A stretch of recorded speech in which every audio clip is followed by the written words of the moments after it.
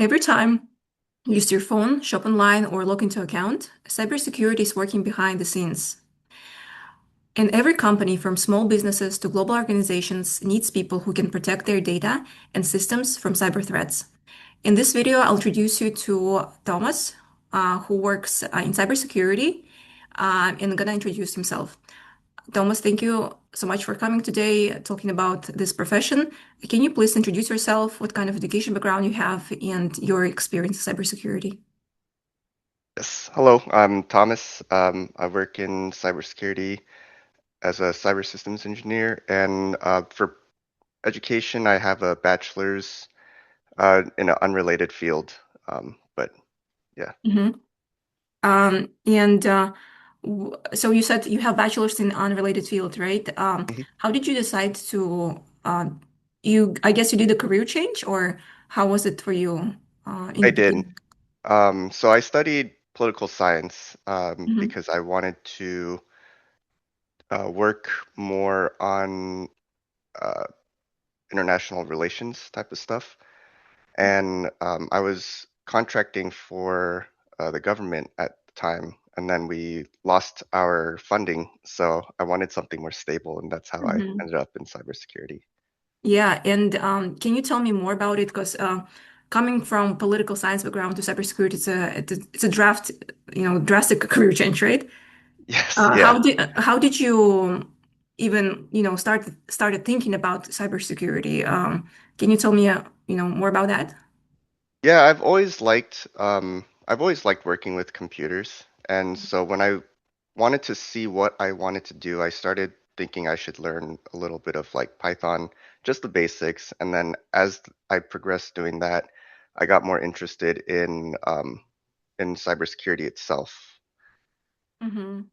And was it so you said you really like Python? Was it after you completed your bachelor's degree, or it was already during high school or college?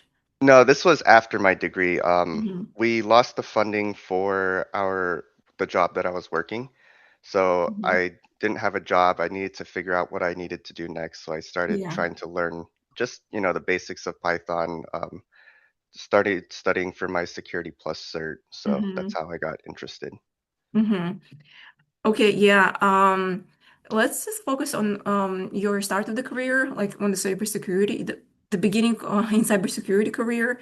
How hard it was for you to study all of that? I guess from scratch, or was not completely from scratch? It was completely from scratch. So Hmm. I did a lot of self-studying to study for my Security Plus cert. And then after that, I signed up for a boot camp. So I did that for Hmm. about 4 months, I believe. And in there, I got to have a lot of fun doing like capture the flags and learning about more in depth about cybersecurity itself. Hmm. And what year was it? Because I guess right now it's much more difficult, right, to break into that. Oh Or yeah, right now is much more difficult. This was hmm. 2020. So it's 20. like, yeah, 2020. 2020. Hmm. Yeah. So this Okay. was not too long ago, but during that time you had the COVID as well. So Hmm. I guess it kind of worked out because everyone was at home anyways, so I got Yeah. to work on myself and study for Hmm. the Got it. future. Got it.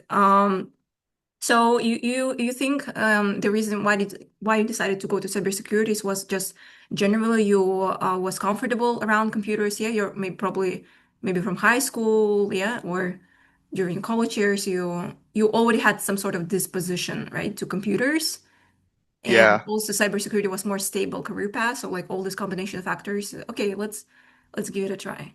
definitely. Yeah. Mm-hmm. Um, Yeah. Ever since I was a kid, I was always playing around with computers. So I think that Yeah. kind of helped me just, understand just the basics of the operating system. So that helped a Yeah. lot. Yeah. For example, I would never go to cybersecurity because I'm just not comfortable with computers. Like I don't play video games or like I just don't do anything on computers. So I think it's super important if you have some sort of this, not professional, but at least sort of personal, yeah, Hmm. attraction to computers in order to Yes, get yeah, a I would say so. career change. Okay, yeah. Now let's talk about just generally about this field. What are the advantages of this field? Um, I would say for one, stability is pretty good. You Mm-hmm. nowadays, especially as you have advancing technology and AI, cybersecurity kind of becomes more of a bigger need in all organizations. And for a while, there were a lot of ransomware attacks that were happening that were pretty big. So I think the stability is a really good factor. The other thing is for me, it's kind of um, it gives me like a sense of um, I guess joy when I figure something out and I'm able to fix things or um, kind of make something that helps protect the systems. So I think that that's another part that I really enjoy. Mm-hmm. Any other maybe small advantages or anything else you love about this field? Uh, well, pays pretty decent, so Mm-hmm. that I can't complain about Yeah, that. that's important. But I think it's also the people that you get to meet in this field are very, very smart individuals. Mm-hmm. So as you start networking, you kind of learn more about because cybersecurity is a wide field, right? You have a lot Mm-hmm. of different parts to it. So as you meet different people, you learn about more of that part of the field or this part of the field. So I think that's also an advantage. Kind of Mm-hmm. expand your horizons. Yeah. And you mentioned you decided to do boot camp. If you were, or self-study, if you were starting over today in 2026, would you learn the same way? At this age, I think Mm-hmm. so. If Mm-hmm. I could start over from when I was first going to college, I would definitely say I would study either computer science or something in college and then do some Mm-hmm. self-studying while you're there as well. But I think if we're talking about today, Mm-hmm. definitely boot camp and self-study. I think that's the way to go. Mm-hmm. So still pretty good, even in 2020 with all this competition going on, boot camp and self-study. I mean, self-study is relevant to any year, right? Hmm. You definitely need to self-study, uh, in any type of the year, even like in 2020, I don't know, 9 or in 2050 or something like Yeah, that. Like it's yeah, obvious you need to definitely. self-study as well. And let's talk about the skills. What skills do you think matter most for someone who is just starting out in cybersecurity? I think having fundamentals of understanding networking, Mm-hmm. understanding directories of your operating system, and understanding where all your logs are, and then how you read through the logs to see what is going on that system. I think that's pretty important. Mm-hmm. All of the other technical skills that someone might want to learn, like pen testing or um, coding, secure coding, stuff like that. I think that can be taught. So I think it's just having the fundamentals that's really, really important. Mm-hmm. And you mentioned the specific technical skills. Are there any resources that can help people who just want to like kind of curious about cybersecurity or just starting out? Any resources that would help them to learn about that, like books, courses, or like websites? Yeah, I actually, when I was first starting out, I used a website called Try Hack Me and Hack the Mm-hmm. Box. And those are really good ways not just to learn um, like red teaming skills, but also just general IT and general cybersecurity skills as well. Mm-hmm.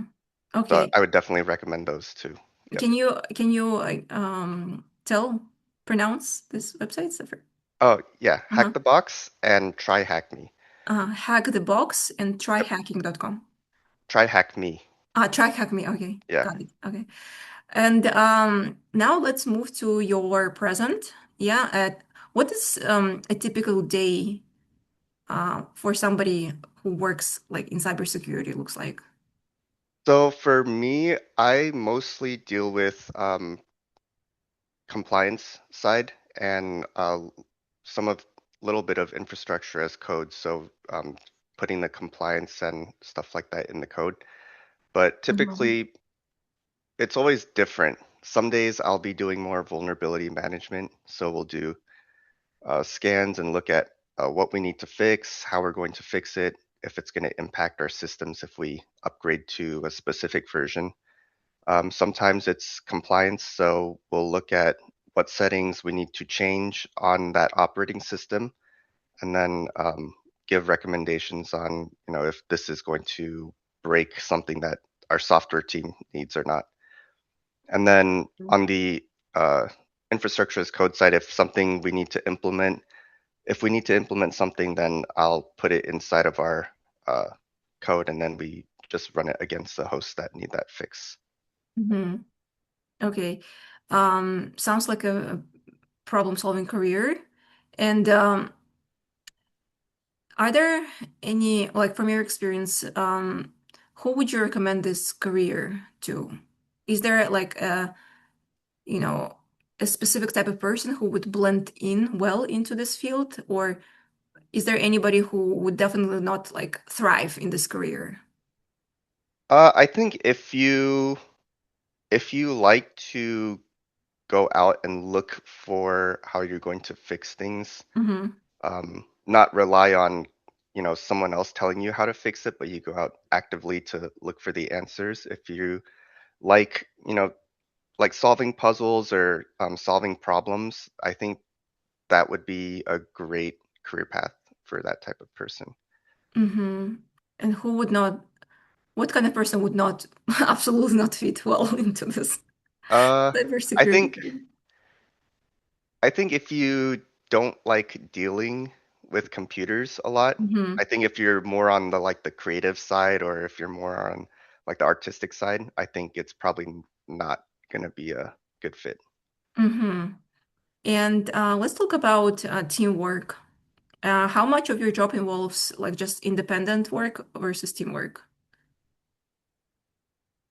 I would say for me, it's about 50-50. Some tasks that I get, it's like something I have to finish and then give to management.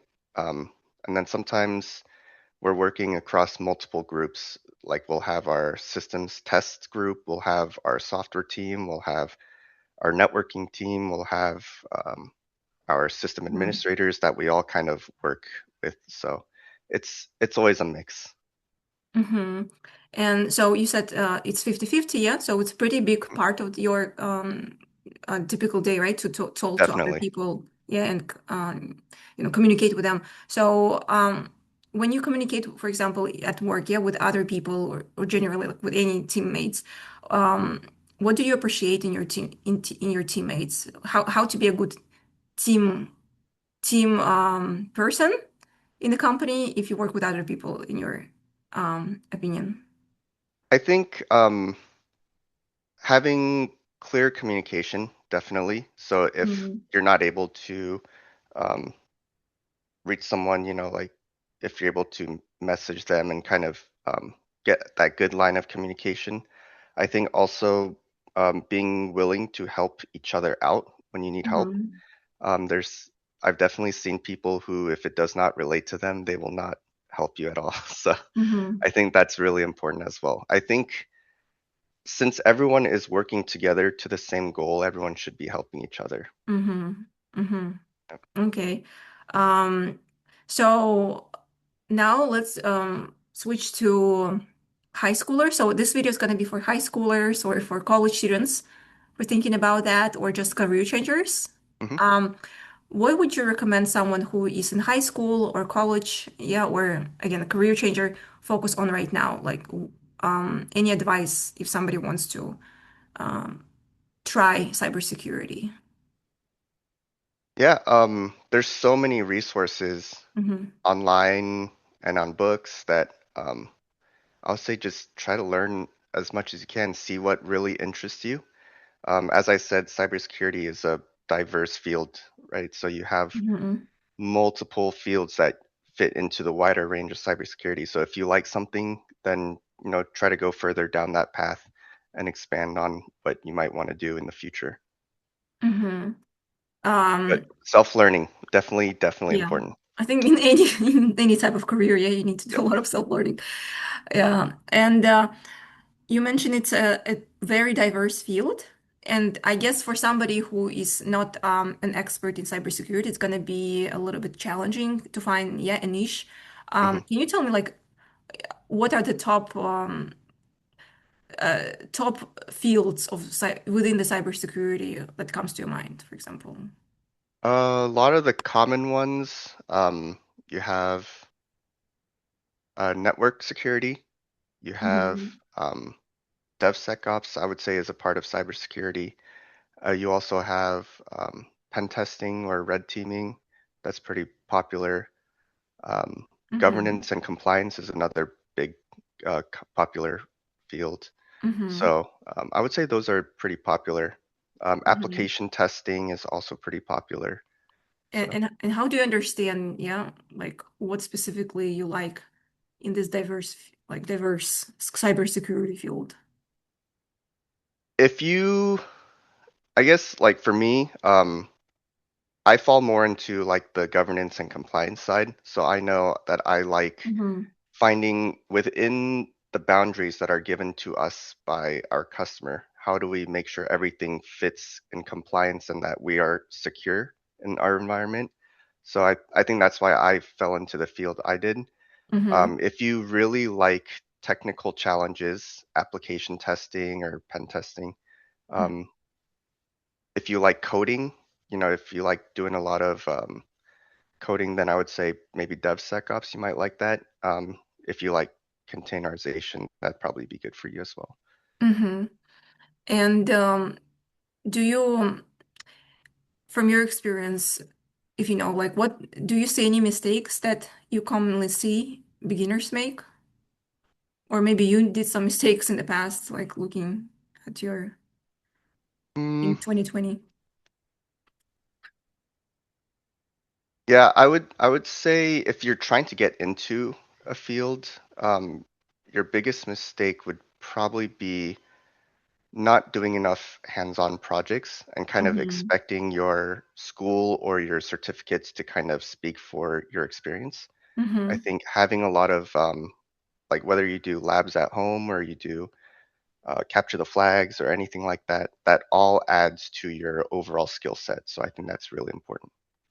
Okay, so your advice is to do a lot of hands-on projects, not just, yeah, like I have a degree, yeah, I have this Right. Because nowadays everyone has a degree degree, in, yeah. something related to cybersecurity or computer science, or someone has some sort of certificate. So I think Hmm. what employers will look for nowadays is how you stand out and what Hmm. skill sets you have that you can bring to the table if they hired you now. Hmm. And let's talk about hands-on projects then, or the side projects. How can a person find them? Do they create it by themselves, or they go somewhere and like find them? What is the best like great way to do your like hands-on project? Um, It's kind of a mix of both. I think there's some labs out there that will tell you this is how you set up Active Directory, here's how you do it, right? And then I think if you want to maybe set up your own logging or your auditing service, then you can try a free trial of Splunk or do an Elk Stack at home or Grafana and Prometheus. Mm-hmm. Um, and you kind of have to think about what you also want to do on your lab as well. So like if you want to set up your own VPN, that's something you can do. If you want to set Hmm. up your own file server, or if you want to set up, really anything, you set up a bunch of VMs to make like a enterprise network, that's something that you can do as well. Hmm. Any other ideas how to, create a hands-on project apart from that? Uh, no, I Hmm. think that's pretty much it. Just look for what you might want to do, what kind of skill sets you want to improve on, and then just Hmm. go from there. As I said, What, there's a lot yeah. of other guides online as well too for like different kinds of labs that will help Hmm. you. So, Yeah, it's all about doing your own research, yeah, and hmm self again self-learning. yeah. Yeah. And So you already been in the field. You said you did a career change in 2020, yeah, and now it's 2026. So Mhm. I can say 6 years now in the field.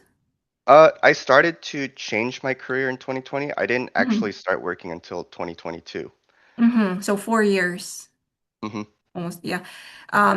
I guess you remember, yeah, what we what was in 2022. Do you remember what skills mattered most in getting your first job? I What think helped you? for me, my it was really my willingness to learn and Mm-hmm. not be afraid to ask questions on how to do X, Y, or Z for a task that's given to me. Um, I think that was the most important part, Okay, especially the because attitude. Mm-hmm. I luckily did find an entry level job that didn't require, 10 years of experience and a million degrees. So I Mm-hmm. think that's what's really important if you're trying to get your first job, Yeah, as that. well as doing, hands-on labs and side projects that you want to do. So I can see just your general attitude, yeah, in willingness Hmm. to learn, asking a lot of questions, and then having hands-on experience on your resume, yes, as projects. And okay, and right now in 20 do you remember, by the way, how did you get your job? Was it through the like applying, cold applying on the website, or it was through referral, through networking? What is like the best way for somebody to get their first job? I would say if you have networking that can help you out, that's Hmm. definitely, I would say do that. Hmm. I didn't, so I just applied to a posting I saw on the company's website, Hmm. and I got lucky. Yeah. How lucky can people be in now, right now in 2026, like in your opinion, from what you heard? Or Uh, you are not in this conversations about getting a job? I've seen people who can talk the talk and Hmm. get a nice, pretty decent position. And I've seen people who actually know what they're doing, not get any calls back. So right Hmm. now it's pretty rough. I would say it's pretty rough, but Hmm. I would say don't give up because it was rough even in 2020, Hmm. 2022, and people will always find a way to make it work. You'll be fine. You also said I remember, yeah, you said the advantage of the job is that it's stable Mhm. career. So I may imply that there are gonna always be jobs, right? If it's a stable path. Yeah, yeah. There will always be openings and needs for cybersecurity um, Hmm. in all different sections or in different industries, aerospace, auto, you name it. You'll always need cybersecurity. Hmm. And can you again just explain to other listeners who are beginners, why do we need cybersecurity? Where does like need come from? I would say the need for cybersecurity is always to protect whether it's your company's data, people's Hmm. personal data, and to make sure that your systems are secure so that other parties who may not have the best intentions are not able to attack your network. Yeah, and there always be companies here. There are always gonna be like data, right? There are gonna be always like threats and people with not good intentions. So, you know, Yeah.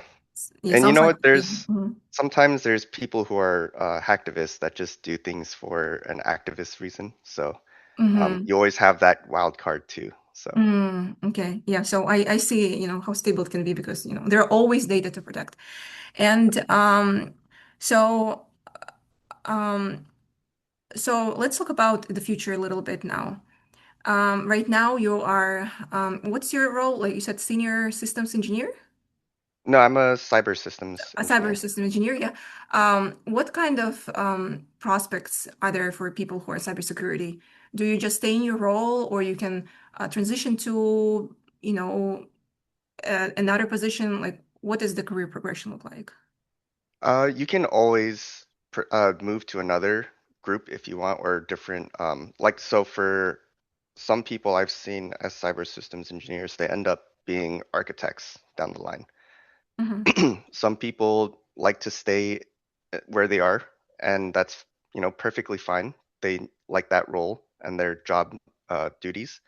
So I've seen that as well. Some people have completely changed and went to like software, or some people have went into just doing infrastructure as code. So I think really you can do anything. Hmm. And how stressful is this job, cybersecurity? Is it you said it's stable, yeah, but do people stay long in this careers or they decide to like change their career or how stressful it is? Um, actually, even though it can be pretty stressful, Hmm. um, everyone I know has stayed in cybersecurity so far, whether Okay. they've been in doing it for like, 10, 15 years, or if they're doing it for 8 or 5. Everyone I know has really stayed in cybersecurity, which is Hmm. surprising because the job does get pretty stressful sometimes. Yeah. Yeah. And I mean, just doing a career change is always a challenge, right? Because you have to learn from scratch, like something hmm completely new. And I may assume that your first year in cybersecurity were pretty challenging, right? Because you just had to learn so much about new field.